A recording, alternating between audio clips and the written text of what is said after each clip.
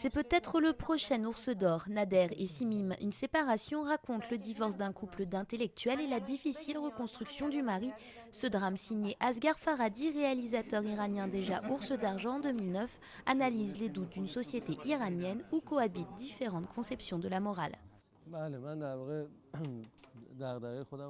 C'est l'une des plus importantes questions du film. Comment pouvons-nous dire qu'une personne est innocente ou coupable? Qu'elle a tort ou qu'elle a raison?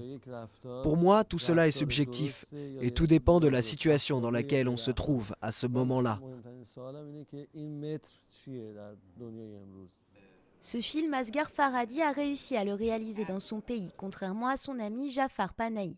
Ce réalisateur iranien a été condamné à 6 ans de prison et 20 ans d'interdiction de tournage pour avoir filmé des manifestants hostiles au régime.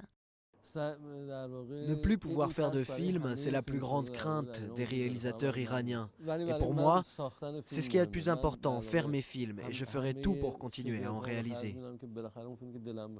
Jafar Panahi était invité à faire partie du jury de cette 61e Berlinale, mais son fauteuil restera vide jusqu'à la cérémonie de clôture.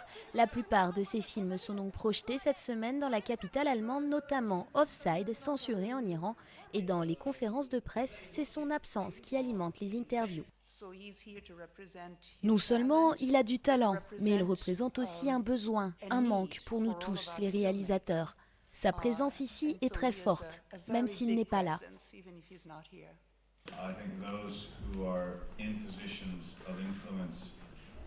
Je pense que ceux qui, à l'Ouest, ont le pouvoir et de l'influence, doivent supporter ces voix qui pleurent pour être entendues.